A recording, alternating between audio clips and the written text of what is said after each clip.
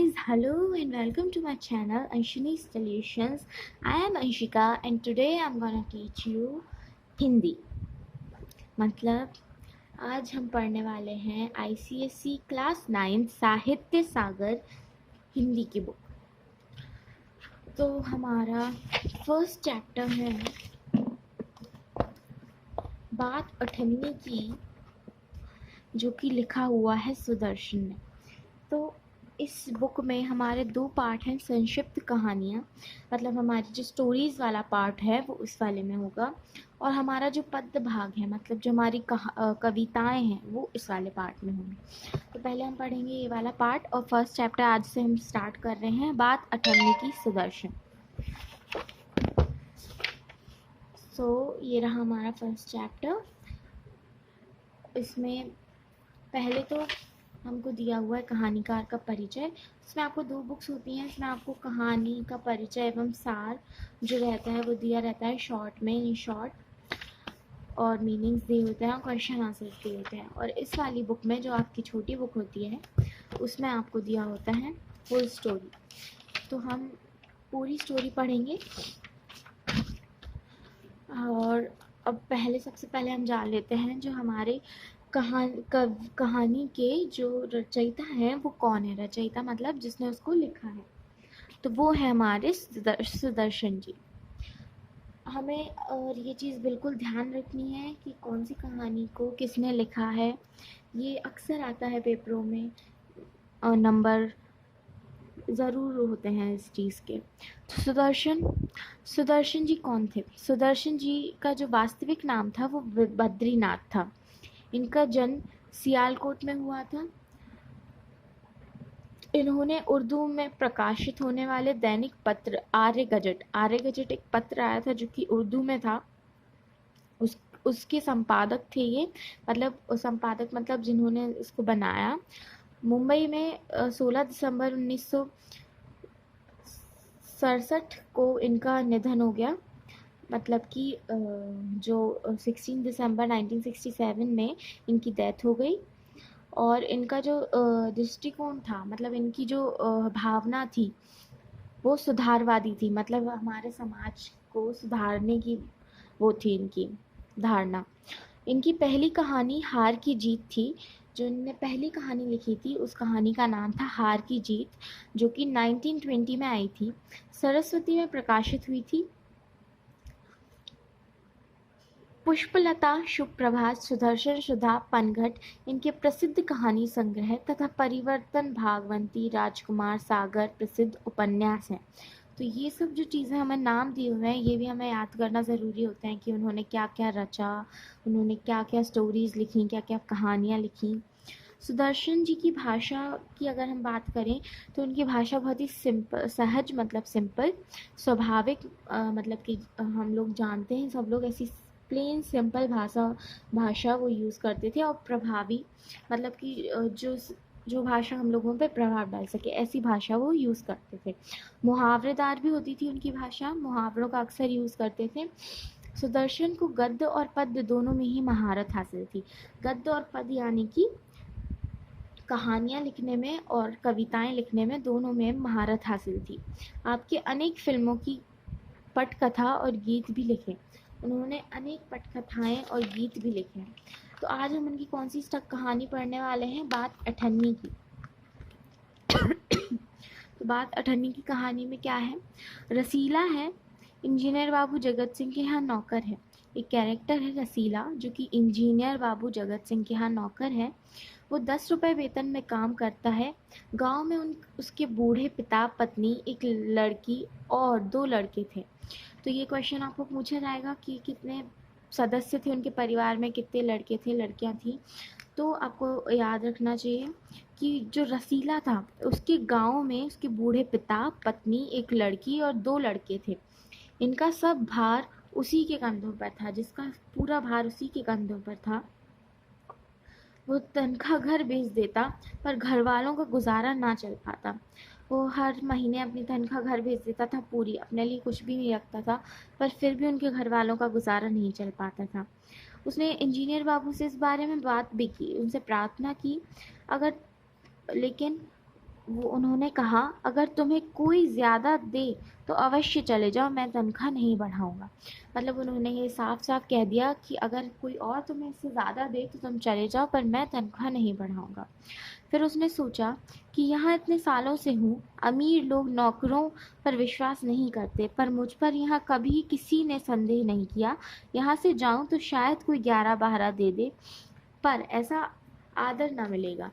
मतलब कि वो इतने सालों से यहाँ काम कर रहा था, अमीर लोग नॉर्मली किसी पे मतलब ऐसे किसी पे विश्वास नहीं करते, पर यहाँ किसी ने उस पर शक नहीं किया। तो हो सकता है कि वो कहीं और जाए, उसे ज़्यादा वेतन मिल जाए 1-2 रुपए, पर ऐसा विश्वास नहीं मिलेगा, इसलिए वो ये नौकरी छोड़ के नहीं जाना चाहता था। ये क्वेश्चन भी आ सकता है। जिला मजिस्ट्रेट शेख सलीमुद्दीन इंजीनियर बाबू के पड़ोस में रहते थे। जो वहाँ के मजिस्ट्रेट थे, मजिस्ट्रेट मतलब कि जज, जो वहाँ के जिला मजिस्ट्रेट थे शेख सलीमुद्दीन, क्या थे, शेख सलीमुद्दीन, वो इंजीनियर बाबू के बगल में रहते थे। उनका एक चौकीदार था जिसका नाम था मियाँ रमजान। मियाँ रमजान और रसीला दोनों बहुत अच्छे मित्र थे। दोनों घंटों तक बैठते बातें भी करते थे।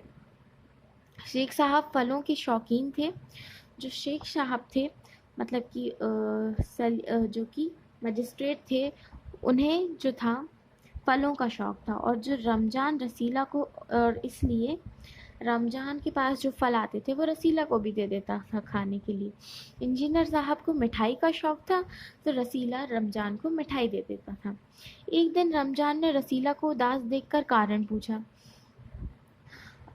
तो पहले तो रसीला ने मना किया, पर फिर रमजान ने कहा कि कोई बात नहीं तो खाओ सौगंध, अगर कोई बात नहीं है तो मेरी सौगंध खाओ।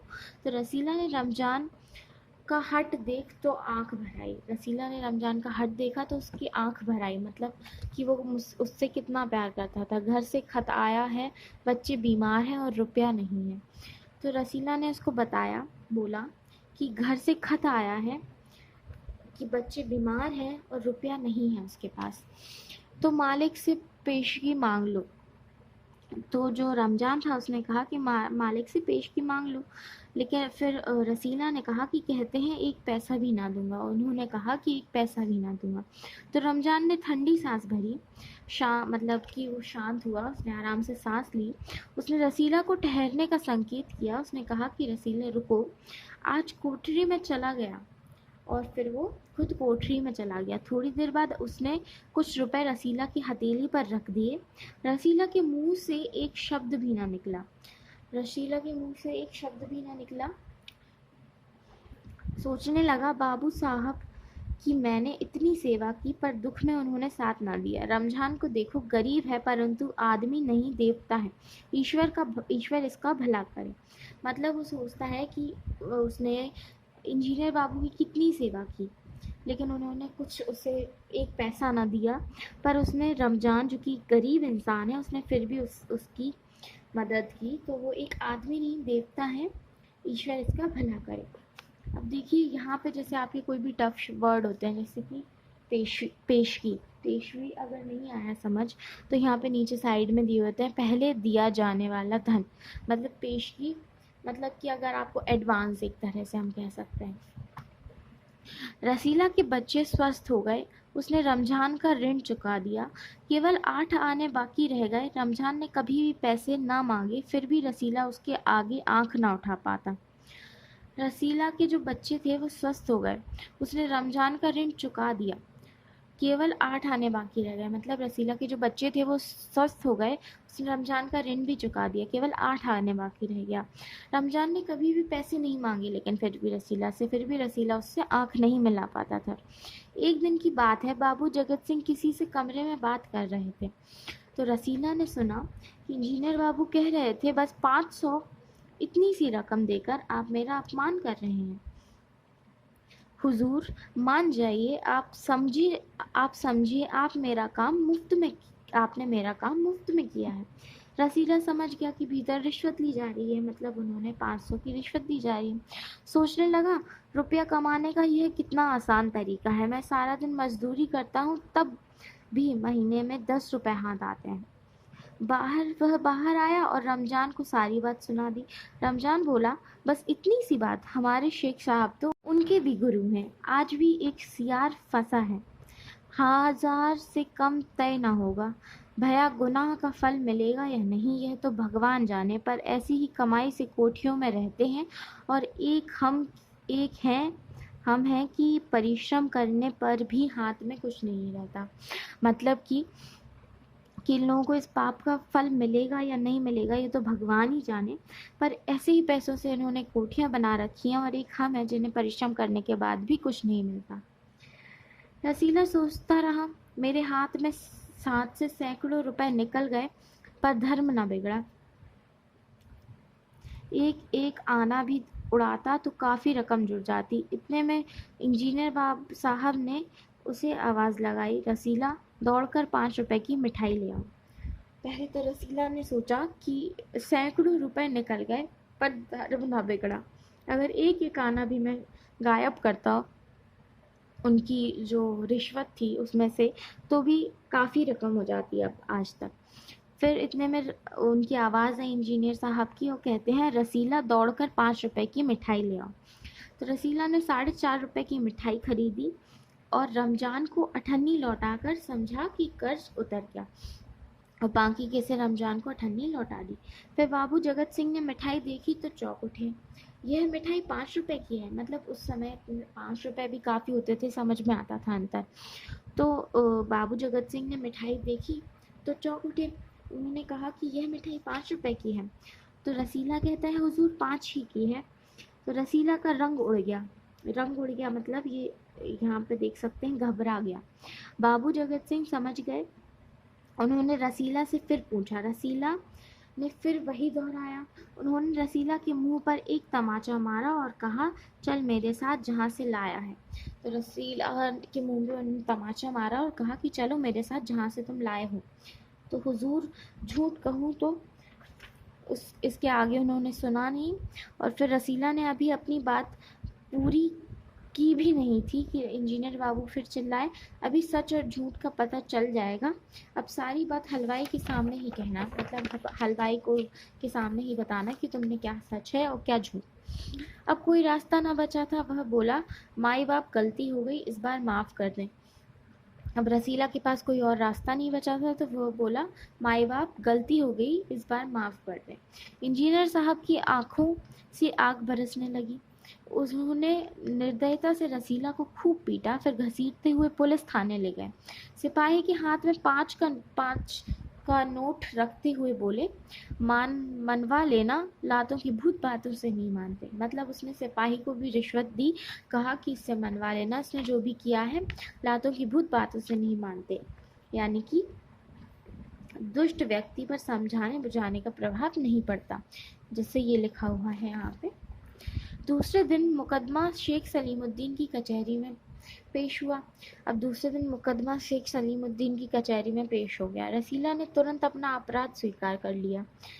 रसीला ने अपना अपराध मान लिया। उसने कोई बहाना ना बनाया। चाहता तो कह सकता था कि यह साजिश है, मैं नौकरी नहीं करना चाहता है, इसलिए हलवाई से मिलकर मुझे फंसा रहे हैं।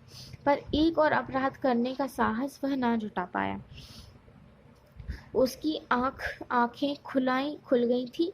हाथ जोड़कर बोला, हुजूर मेरा पहला अपराध है, इस बार माफ़ कर दीजिए, फिर गलती ना होगी। तो शेख साहब न्यायप्रिय आदमी थे। उन्होंने रसीला को 6 महीने की सज़ा सुना दी और रुमाल से मुंह पोंछा। यह वही रुमाल था जिसमें एक दिन पहले किसी ने 1000 रुपए बांध कर दिए थे। शेख साहब न्यायप्रिय आदमी थे। इसमें मतलब उन्होंने व्यंग्य किया कि शेख साहब कितने न्यायप्रिय हैं। उन्होंने उसको 6 महीने की सज़ा सुना दी और रुमाल से मुंह पोंछा, यानी कि वही रुमाल जिसमें एक दिन पहले रुपए बांध के दिए थे। मतलब उन्होंने रिश्वत ली थी ये फैसला सुनाने के लिए। फैसला सुनकर रमजान की आंखों में खून उतर आया। जब रमजान ने फैसला सुना तो उसकी आंखों में खून उतर आया। सोचने लगा, यह दुनिया न्याय नगरी नहीं, अंधेर नगरी है। चोरी पकड़ी गई तो अपराध हो गया। असली अपराधी बड़ी बड़ी कोठियों में बैठकर दोनों हाथों से धन बटोर रहे हैं, उन्हें कोई नहीं पकड़ता। रमजान घर पहुंचा। एक दासी ने पूछा, रसीला का क्या हुआ? 6 महीने की कैद। तो रबदासी बोली, अच्छा हुआ, बहुत, वह इसी लायक था। तो रमजान ने गुस्से से कहा, यह इंसाफ नहीं, अंधेर है। सिर्फ एक अठन्नी की ही तो बात थी। रात के समय जब 1500 की चोर नरम गद्दों पर मीठी नींद ले रहे हैं, अठन्नी का चोर जेल की तंग अंधेर कोठरी में पछता रहा है। यहाँ पे हमारी स्टोरी ख़त्म होती है। मतलब कि इस स्टोरी से सुदर्शन जी हमारे समाज की हालत बताना चाहते हैं कि क्या हाल है हमारे समाज का। तो ये तो हो गई हमारी स्टोरी वाला पार्ट। इसमें हमारा कहानीकार का परिचय दिया हुआ है, वही सब है। कहानी का परिचय शॉर्ट में दिया हुआ है, इसको आप लोग रीड कर सकते हैं एक बार। ये हमारे जो है कठिन शब्द दिए हुए हैं, आप इनको याद कर सकते हैं। विशेष टिप्पणियाँ जैसे कि पेश की, इन शब्दों का मतलब दिया हुआ है, और ये 20 स्मरणीय मिनट दिए हुए हैं। इसके बाद जो है फिर आते हैं हमारे क्वेश्चन आंसर, संक्षिप्त प्रश्न। तो इनको हम आपको बताएंगे नेक्स्ट वीडियो में। आपको समझाएंगे कि क्वेश्चन आंसर कैसे लिखने हैं, क्या लिखने हैं, और एक एक आंसर आपको अच्छे से समझा देंगे। तो ओके, अगर आपको ये वीडियो अच्छी लगी हो तो प्लीज़ प्लीज़ प्लीज़ लाइक कर देना, और सब्सक्राइब करना बिल्कुल मत भूलना अगर ये चैनल आपको पसंद आया हो तो। Thank you, bye bye.